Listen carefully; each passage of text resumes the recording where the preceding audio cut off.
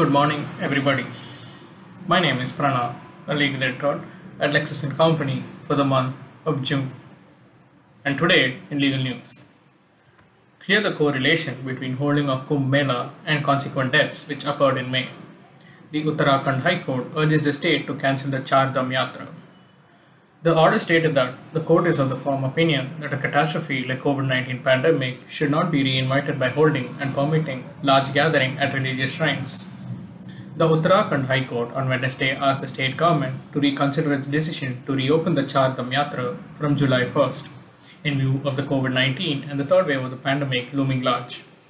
Citing data available through media reports, the bench of Chief Justice Raghavendra Chauhan and Justice Alok Verma observed that there is a clear correlation between holding the Kumbh Mela in April 2021 and the consequent deaths which occurred in Uttarakhand in May 2021.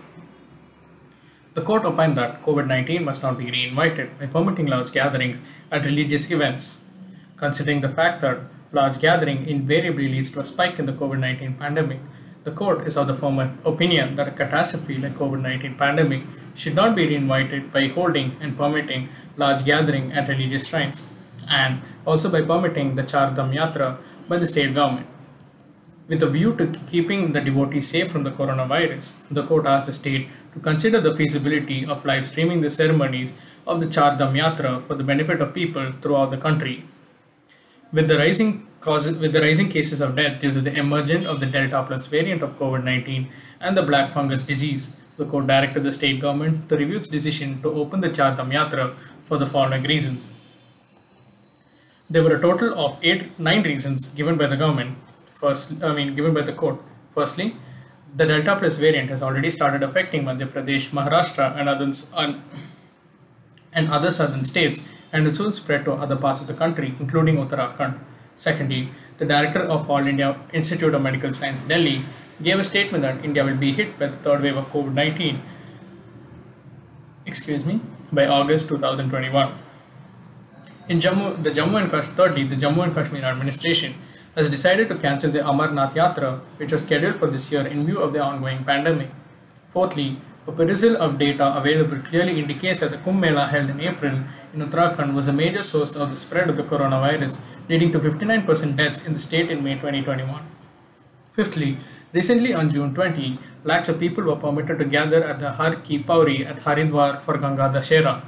The precautions mentioned in the SOP were observed more in breach than compliance, with people not wearing masks and no social distancing followed.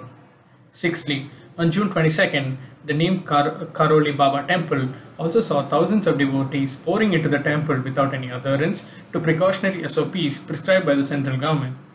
Seventhly, there is a dearth of medical facilities available at Char Dham, and permitting large congregations of people at the temple could have disastrous consequences.